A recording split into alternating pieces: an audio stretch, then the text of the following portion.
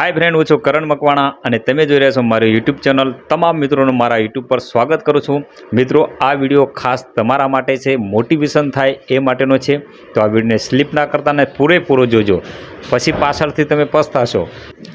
ઘણા મિત્રો યુટ્યુબ પર ચેનલ બનાવી દે છે, પણ ગુજરાતી લોકોને એ હજુ સુધી ખબર નથી હોતી કે બીજાના વિડીયો આપણી યુટ્યુબ પર ચડાવી તો એ પાછળથી આપણને પ્રોબ્લેમ થતો હોય છે અને મોનિટાઇઝન પણ નથી થતી હોતી। ઘણી બધી મહેનત કરો છો તમે, ઘણા બધા વિડીયો નાખો છો, અમુક સારા વિડીયો પોતાના નાખો છો। ઘણી બધી મેં ચેક કરી ચેનલો, તો ઘણા બધા એવા વિડીયો છે કે જે પોતાની ચેનલમાં બીજાના વિડીયો ચડાયેલા હોય છે, કોપી પેસ્ટ ડાયરેક્ટ મૂકી દે છે, એમાં કોઈ એમની વેલ્યુ એડ કરતા નથી।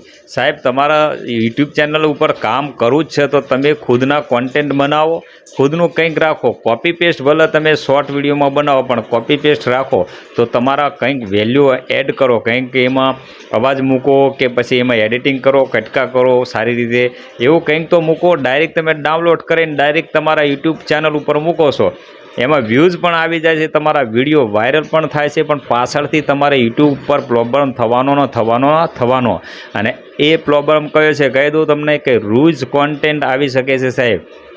જ્યારે તમે બધા 10 મિલિયન કમ્પ્લીટ કરી નાખો ને, 1000 સબસ્ક્રાઈબ પૂરા કરી નાખો ને 10 મિલિયન વ્યૂઝ પણ આવી જાય, કેમ કે તમારા બીજાના વિડીયોમાં તો વ્યૂઝ આવવાના જ છે। અને તમે કેવા ઉઠાવતા હોય છો ખબર છે? ગુજરાતીમાં તો એવા વિડીયો ઉઠાવે કે જે લોકોના વાયરલ થયેલા હોય અને એમની નજરે ચડ્યો, સારો લાગ્યો એટલે તરત આમ જુઓ કે આને તો ઘણા બધા વ્યૂઝ આવી ગયા છે, એટલે ડાયરેક્ટ તમે ડાઉનલોડ કરો છો અને ડાયરેક્ટ તમે તમારા યુટ્યુબ ચેનલ ઉપર મૂકી દો છો।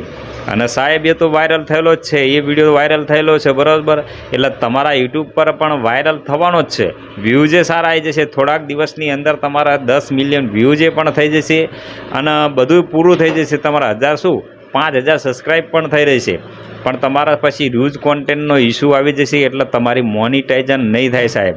એમને એમ રહેશે, તમારે ખાલી સબસ્ક્રાઈબ ને એવું જ રહેશે। પછી તમે કહેશો કે મેં આમાં મૂક્યા હતા, પછી પોતાના ખુદના કોન્ટેન્ટ બનાવો, કોન્ટેન્ટમાં રિવ્યૂ પછી 6 મહિના બી લાગી શકે છે અને 1 વર્ષ પણ લાગી શકે છે। તો મિત્રો, તમે અત્યારથી પહેલાંથી જ ભૂલ ના કરો, તમારા ખુદના કોન્ટેન્ટ રાખો, એમાં વેલ્યુ એડ કરો। એવું નથી તમે કોપી પેસ્ટ ના મૂકી શકો। હા, હિન્દી સોંગમાં જે સોંગ આવે છે ને એ પણ તમે મૂકી શકો છો, પણ યુટ્યુબ પર જે સોંગ ચાલતા હોય ને એ સોંગ ઉપર રાખો, કારણ કે યુટ્યુબવાળો એમાં અર્નિંગ ઓછી થાય, કેમ કે યુટ્યુબ પર તમે જે સોંગ રાખો ને એનું એડ કરો ને, તમે ફોટા રાખો કે વિડીયો મૂકો ને, તો એમાં તમારે અર્નિંગ ઓછી થાય, પણ તમારું મોનિટાઇઝન થયેલી નથી, એટલે ચિંતા કરવાની જરૂર નથી કે મ્યુઝિકની ચેનલ હોય ને તમે બીજાના મ્યુઝિક યુઝ કરો ને તો એમાં તમારા પૈસા ઓછા મળતા હોય છે। એનું કારણ એ હોય છે કે એ યુટ્યુબના જે સોંગ ચાલતા હોય ને એ પણ યુટ્યુબ પૈસા દઈને તે ચલાવતા હોય છે, અને એ કંપની જે ગીતો હોય એમને મળતા હોય છે અને અડધા તમને મળતા હોય, આવી રીતે। અને તમારો ખુદનો કોન્ટેન્ટ હશે ને તો તમને જરૂરથી એમાંથી બધો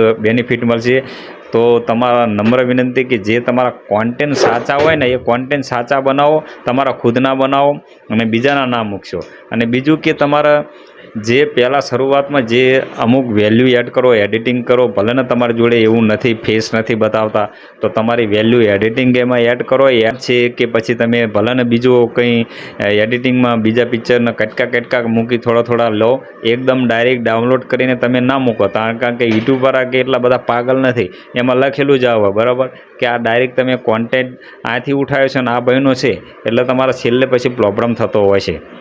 તો મારા ખાસ નમ્ર વિનંતી કે જે લોકો યુટ્યુબ પર કામ કરવા માંગે છે ને તો તમારા ખુદના કોન્ટેન્ટ રાખશો, બીજાના રાખશો ને તો તમારા વાંયથી પ્રોબ્લેમ થવાનો।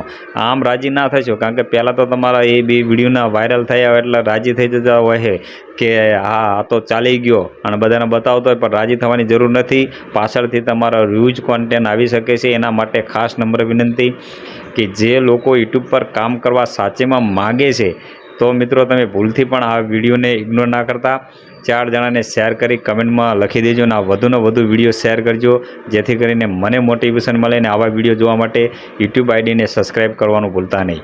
જય હિન્દ, વંદે માતરમ।